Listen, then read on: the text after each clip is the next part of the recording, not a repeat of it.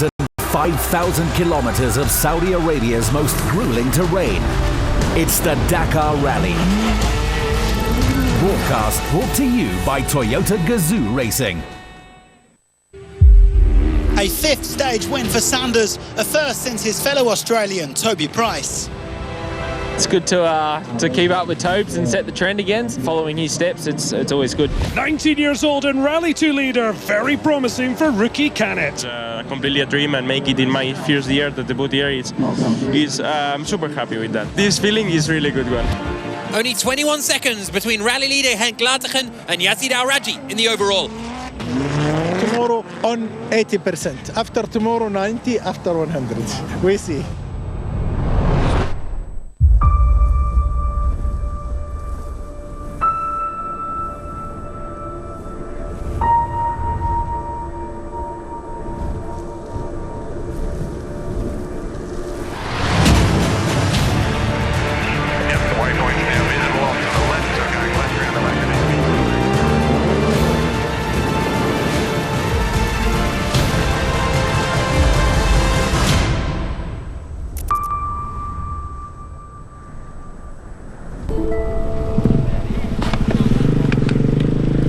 I had two dreams since I'm a little kid, Mount Everest and Dakar.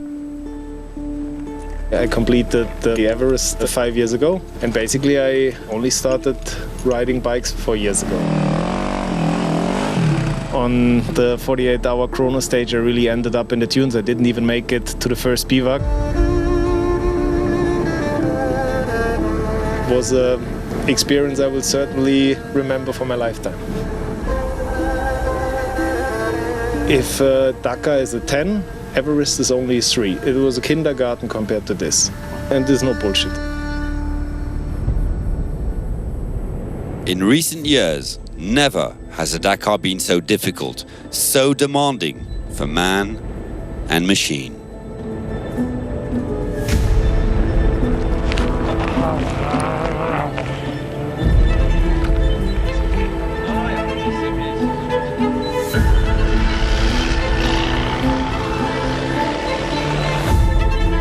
The soft sand made it a nightmare for many car crews. Get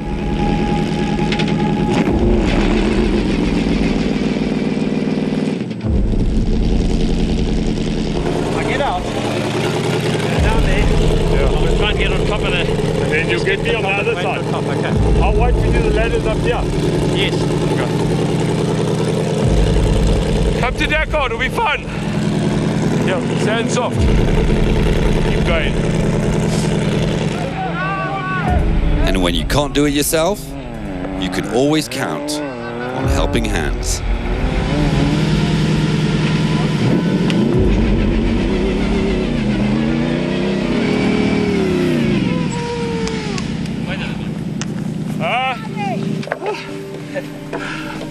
Help us.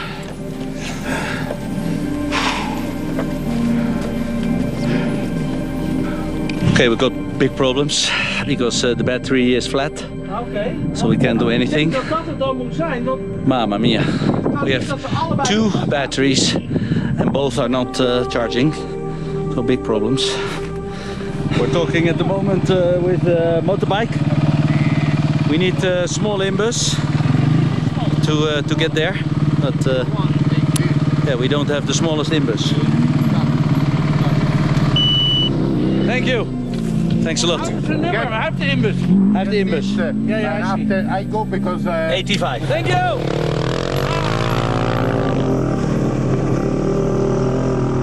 And the sun had set for a long time when these courageous bikers made it to the bivouac.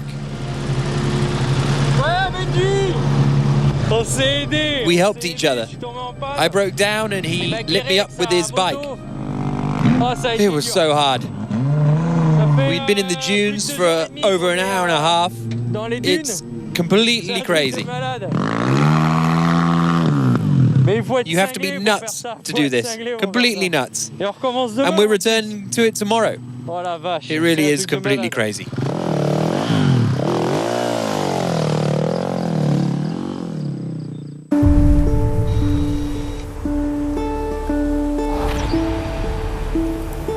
Hello, darkness, my old friend. I've come to talk with you again, because a vision softly creeping left its seeds while I was sleeping, and the vision that was planted in my brain still remains within the sound of silence.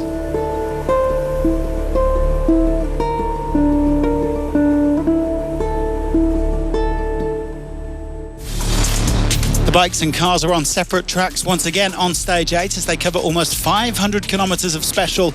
There is tricky navigation to start before hitting fast tracks, canyons and dunes later in the day. We are heading for the Saudi capital of Riyadh as the Dakar winds its way southeast towards the empty quarter.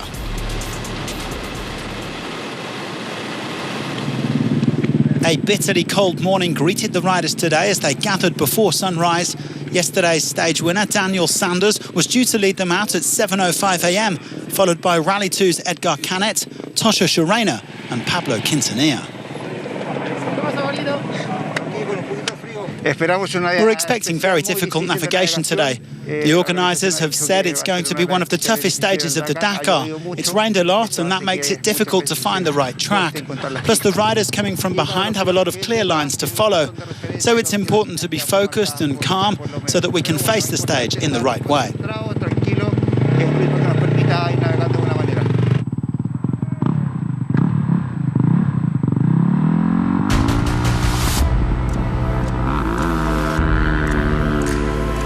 Pablo setting off, but sadly his Dakar came to an end at kilometre 132. The Chilean suffered a big crash, but luckily Adrian van Beveren and Luciano Benavides were quickly on the scene.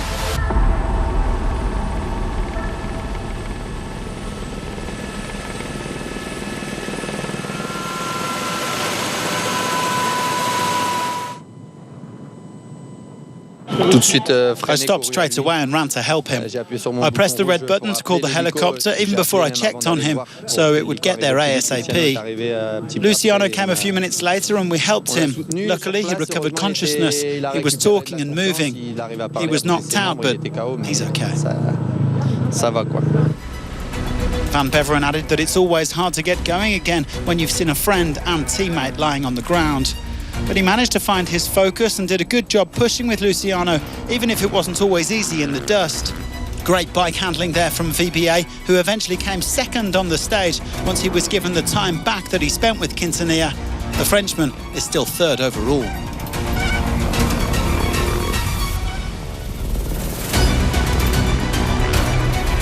Well, Luciano's analysis of the incident was very similar to Van Beveren's, and his thoughts were obviously with Quintanilla. Once he got going again, the Argentine said he felt really good and managed to get past quite a few riders in the dust. Once his half hour was given back, Benavides ended up on top of the stage standings. It's his first win of this edition and it pushes him up to fourth overall.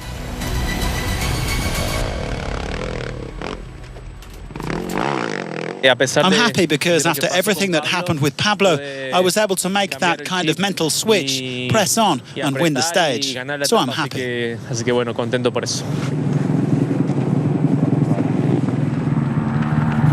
Well, this was a stage to forget for Lorenzo Santolino. The Spaniard was actually doing pretty nicely until kilometre 300. He was virtually fifth fastest, but then his Sherco suddenly stopped, apparently due to an electrical issue. Lorenzo was stranded for over an hour, finally got going, and then had to stop again 5k from the finish. In total, he shipped an hour 24 and slips to 10th in Rally GP. It was even worse for Daniel Nasiglia, who also abandoned the rally due to a crash today. The Bolivian was clipping along at high speed when he went to ground and had to be airlifted out of the special. It's the third time he's had to withdraw in 7 appearances. We wish both Daniel and Pablo a speedy recovery.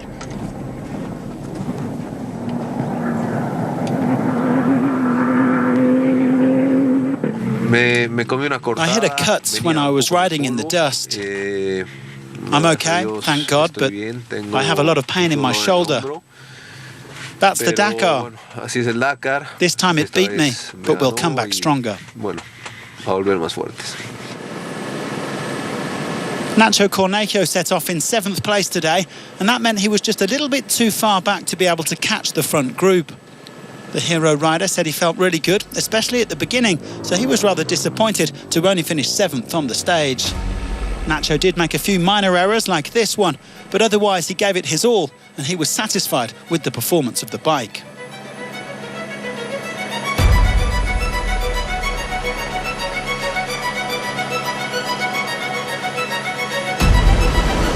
Skylar Howes hasn't had a great start to the second week. He suffered a big crash yesterday which upset his flow, but this was a much better showing from the American, who said the terrain reminded him of back home.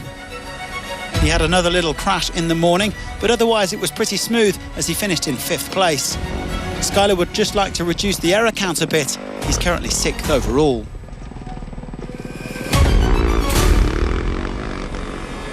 Ricky Brabeck was looking to make a push today and really put the hammer down, but he could only manage 4th on the stage and he slips to 5th in the overall standings. The American's hopes of defending his title are fading, but he is still just happy to be out there riding a dirt bike.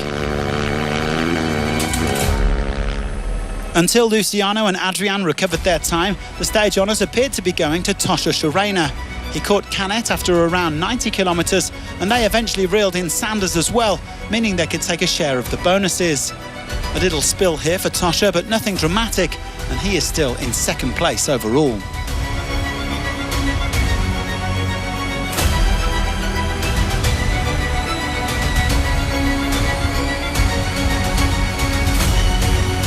But the first man out of the gate this morning remains the first man in the overall classification.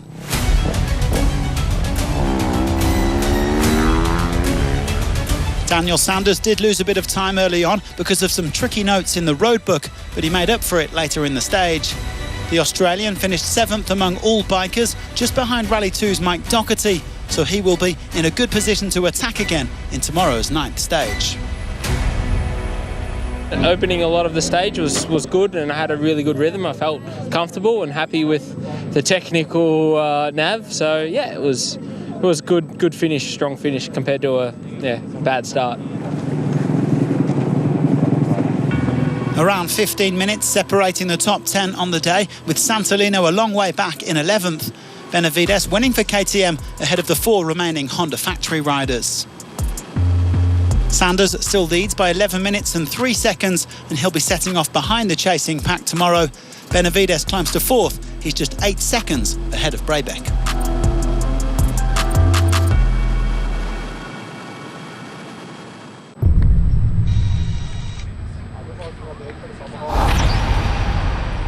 Yesterday could have seen a big shake-up.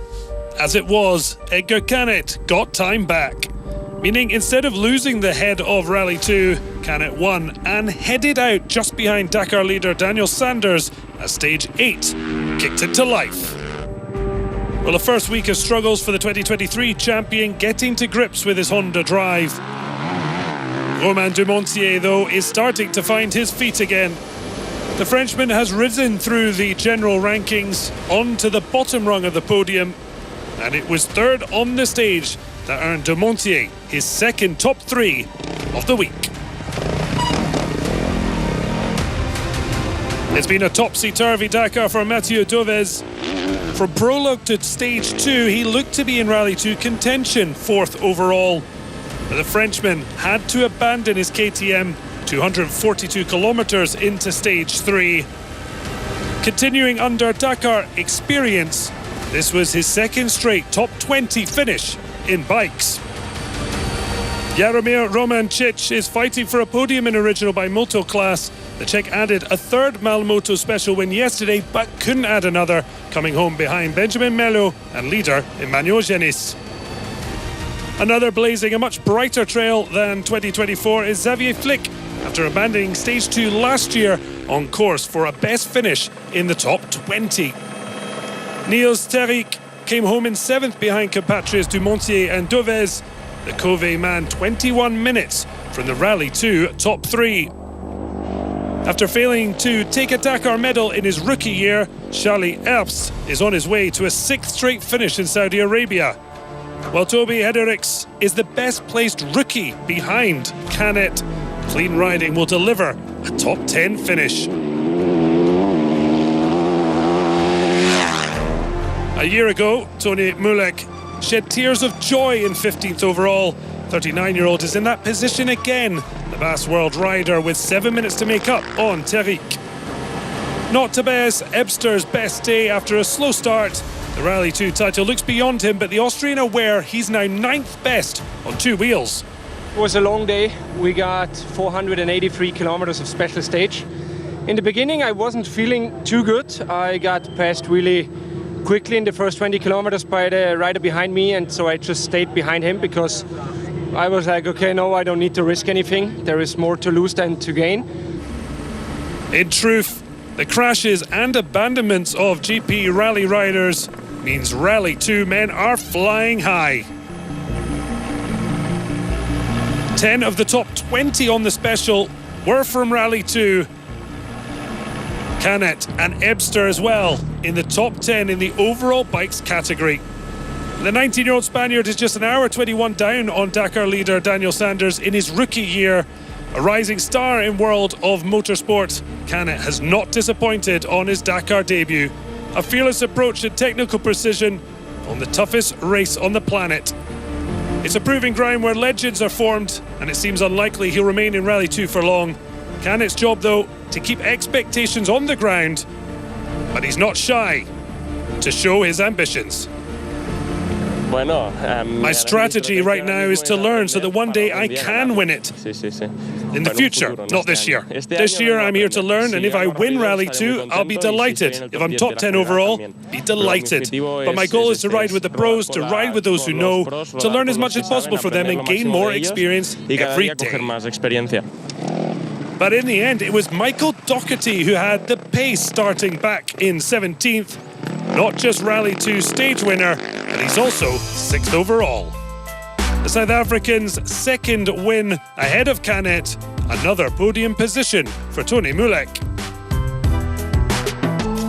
But Canet is looking uncatchable with 31 minutes in hand. Ebster still with distance on current 3rd place to Montier.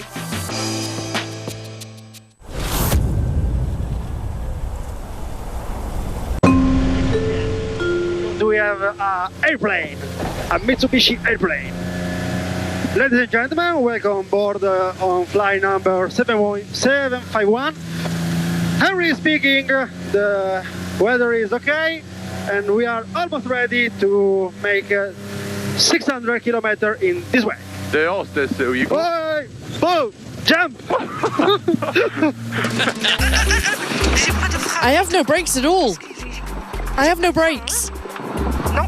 No, brakes. We bent the... Well, you have to do without. What? You have to do without because we must have bent the disc.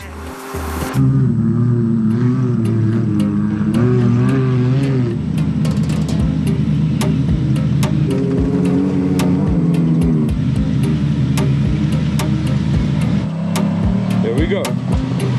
Come on, baby!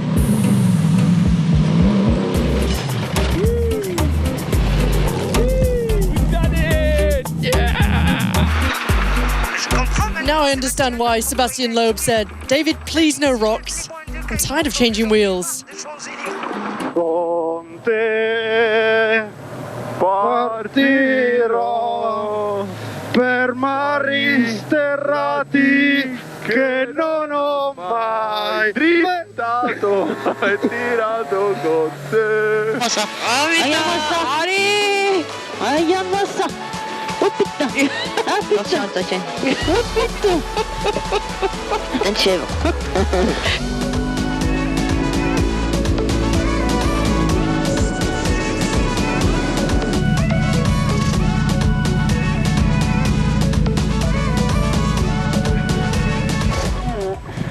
Stuck in the sand. It's the first time. Yes, it's my first. Well, you need a first. Mais bon, c'est le Dakar. Well, that's Dakar. C'est en cours. Ah, elle arrive à Ah, she managed to start.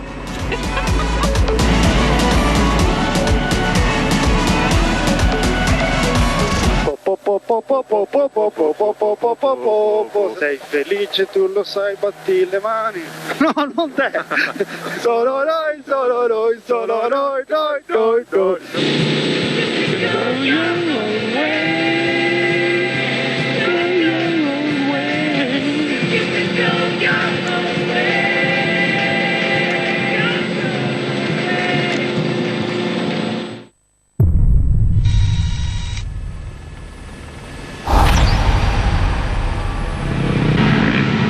taking the first win of this Dakar yesterday, it was Lucas Moraes who got to open the stage in the Ultimates.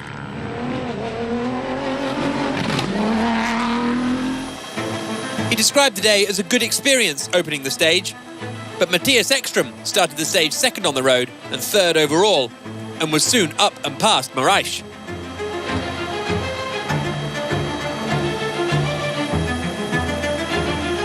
This footage illustrates just how challenging the navigation on the Dakar is. Plenty of different routes, plenty of different options, as the two fought it out front. Ekström said he enjoyed today, particularly the dune section, and despite losing time once he was opening the stage, he had a lot of fun out there.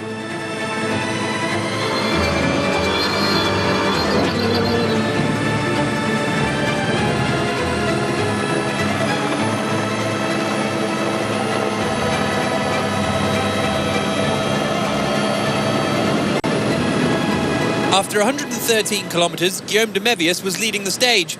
A win on stage 6 had buoyed the Belgian, but his X-Raid Mini ran into more trouble today. Shortly after those 113 kilometres, he had a mechanical problem, which forced them to stop. They got going again, but only had front-wheel drive, and that's why it was such a challenge to get up these kind of hills.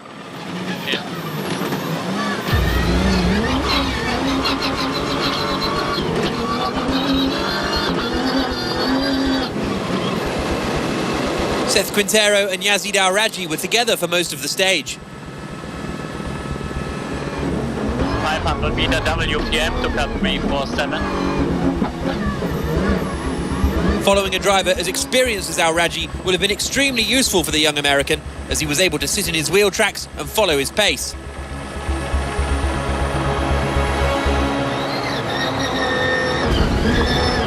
Proud about you, well done. Good stage, very good stage. There's no doubt Quintero has pace of his own, though. 2026 could really be his year. However, we crossed the finish line, but Yazid passed us about probably 90 Ks in. I wasn't driving the best, to be honest, and then just kind of latched onto his pace and really started catching the guys. Passed everybody but him, so it was a really good day.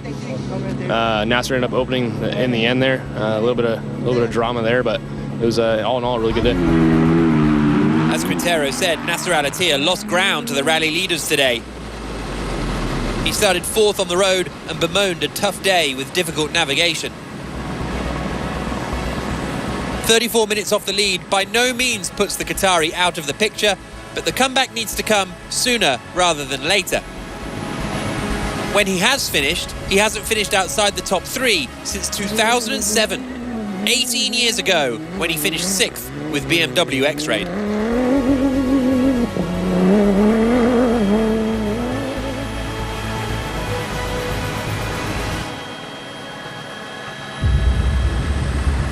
If he hadn't finished 162nd in the 48-hour chrono, this could have been a good Dakar for Denis Krotov in his X-Raid Mini. 4th on stage 4 has been the highlight, as well as 12th place yesterday, but today was another difficult one, and they're 46th overall. 12th overall is Martin Prokop, after an excellent drive to 7th on the stage today, his 4th top 10 stage of the rally. They finished 5th last year, even though a similar result isn't quite on the cards this year. Right and left, 8,000 up to 30. Yazid Al-Raji was just 21 seconds off the rally lead coming into today. After heartbreakingly crashing out while leading last year, this could finally be the Saudis' year. As it was, he was only 6th on the stage. He bemoaned losing time, opening the road in the last 100 kilometres or so. Today was comfortably Brian Baragwanath's best day of the 2025 Dakar. One of the engineers behind the Century CR7, the South African finished an excellent 4th.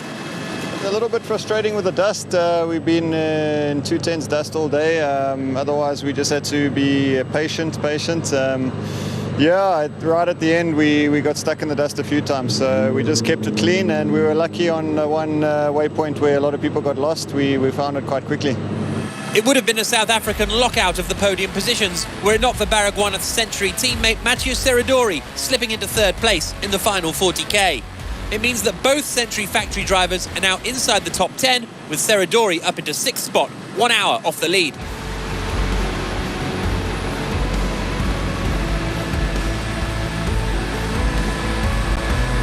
Guy Botterill could have won today's stage were it not for a slow puncture in the final 100 kilometres. They lost pace with that and eventually had to stop to put some air in. But Botterill is under no illusions about the expectations of him in the final stages, supporting his teammate Henk Latergen.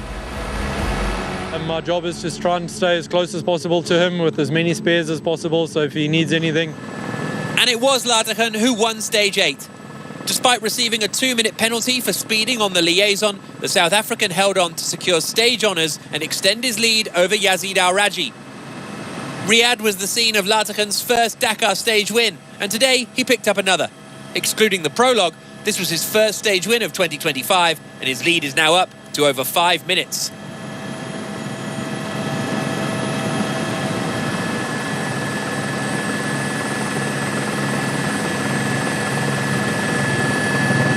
It's a little bit disappointing. We made a few mistakes in the beginning. We got lost a little bit, so we lost a lot of time or gave away a lot of time there, and then it was okay in the middle.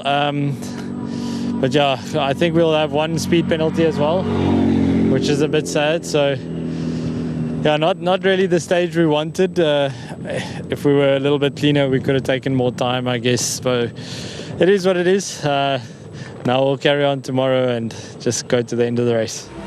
There was another top 10 finish for Rokas Baciuska in 9th, and it was a good stage for Nani Roma in 5th, just behind a Toyota 1-2 and a Century 3-4. The stage win for Latergen, though, means he is now 5 minutes clear of Al-Raji, 29 minutes clear of Ekstrom, with Alatia now 34 minutes adrift.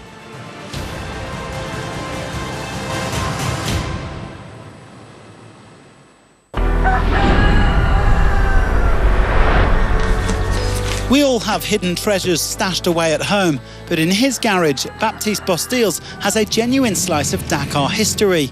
A modified Citroën 2CV that took part in the 3rd edition of Paris-Dakar in 1981. It was in my uncle's garage. He's the one who built it for the Dakar. I decided to keep it in its original state, as if it were part of a museum of the history of the original Dakars. Baptiste's uncle Stéphane prepared the car with his fellow Frenchman Georges Van Island, and it attracted plenty of attention at the start of their Dakar adventure. We wanted to take the qualities of the 2CV Cross and add a bit more power for the desert. A nice idea on paper, not so much in practice. The road was so bumpy, they were destroying the suspension every 50 kilometres. After 3 days, they'd run out of spare shock absorbers. So Stéphane and George, devastated, were forced to return to Tangier to get the boat home. A 2CV fitted with the GS engine, Baptiste's model is a true collector's item. And so is the Citroën DS Hybrid that sits in Bertrand Roncin's garage. He helped to prepare this prototype for Paris-Dakar when he was still a student back in the early 1980s. It brings back incredible memories. We studied during the week, then spent our weekends working on the car. It was the best experience of my life. The DS also turned heads at scrutineering in 1981, but also failed to finish, both that year and in 1982, despite a change of colour scheme. This one did 2 Dakars, but it was a nightmare. We really struggled. They may not have finished, but they're still a part of Dakar legend.